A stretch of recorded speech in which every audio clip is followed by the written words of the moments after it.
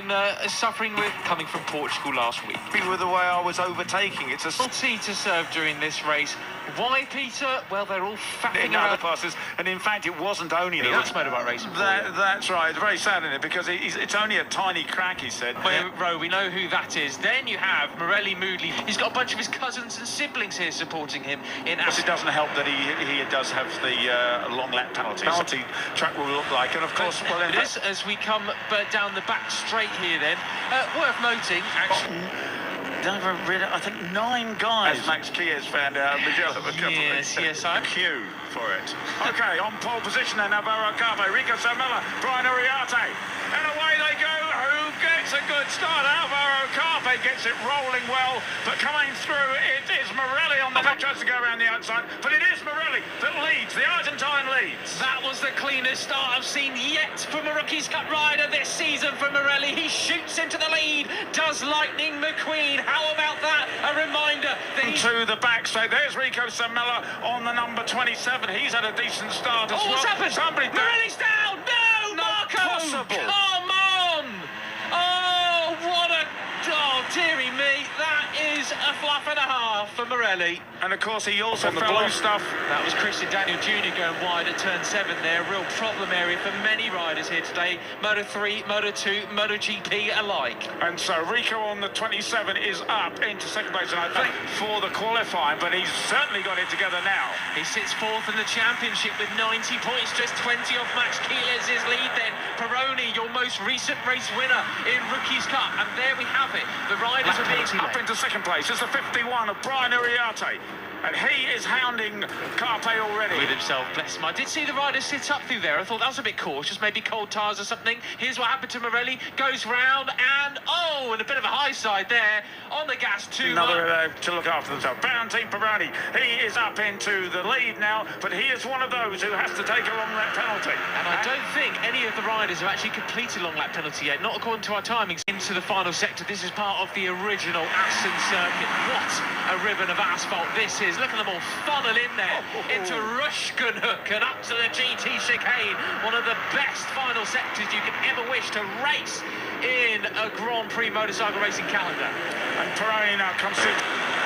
Veda Pratama goes through into 3rd place. Bunch of riders hands up because they are all pulling into the long lap penalty. 1, 2, 3, 4, 5 at least on this lap.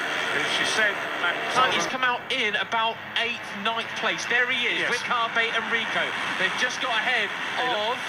11th. He's come out 11th, Peroni. So he went from 1st to 11th. So, Indonesia, stand up. Plonk moves up into 2nd place. He's who I was going to mention when all the riders went into the long lap penalty lane. What a ride this is from the Frenchman. Yeah, I mean, he's been just very middle infidel in the Cup so far this season, but he's absolutely superb stuff, and ahead of Brian Uriarte. You've been wet to use that line all season long, haven't you? Quality, love it. Well, Veda Pratama comes onto this beautiful section onto the back straight, pretty much for one of the couple of back straights.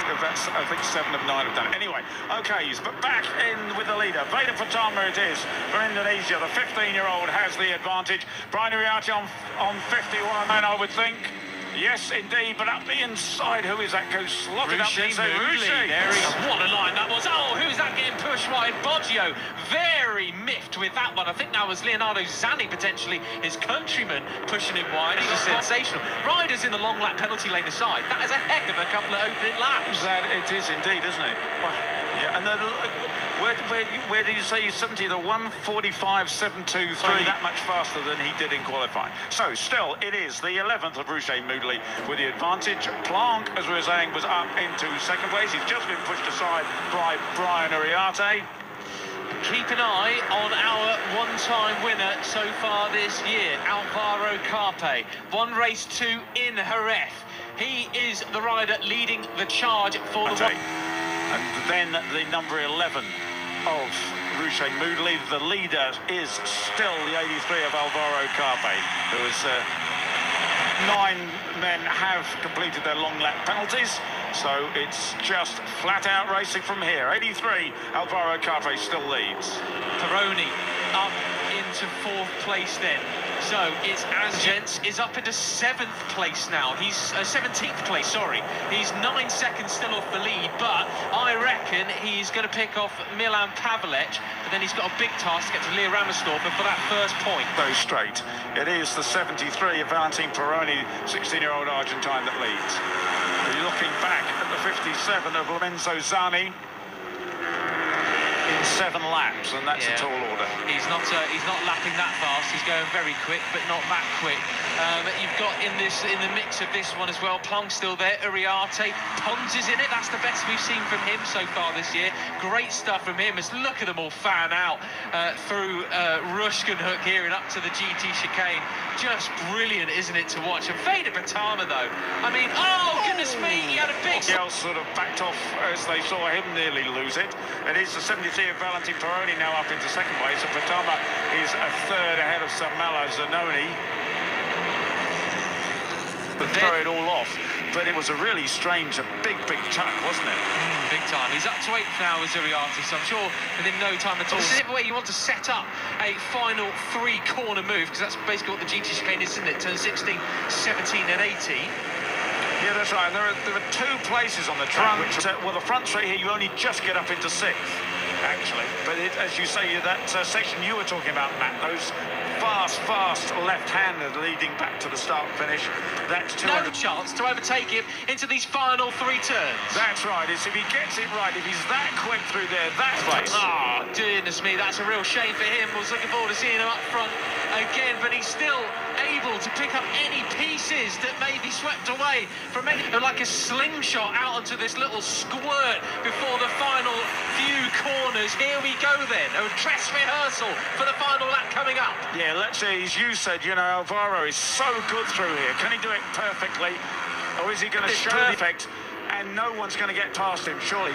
Goodness me, how about that for some moves through there? Pugliese up the inside of Trouble is, there's 17 corners before then. Well, that's right, and he's shown the other guys what he can do, hasn't he? So they all know that they can't let him do. Up the inside of, I think that's Zani there as well. It is the Italian from about outside the top 5, battling for the podium here. And all up into 6th gear down the back straight here, as I said, up to 207. Uriarte's going to have something to say. Yeah, they've got to get past him, I think. Here we go then, some big overtaking opportunities coming up. You've got to hang it out wide here and send it up the inside. But Carpe looks to go on his line. He does, but does he do it well enough? Yes, he does. Hey, Uriarte! Oh, he's goodness me! Who's going to be late on the base? Rico's still got it. He's on in 2nd place.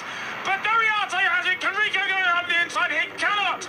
Take the win, he does! Uriarte over goodness Peroni. Me! Who's got it then 3rd? It's Peroni! Goodness me, Uriarte wins from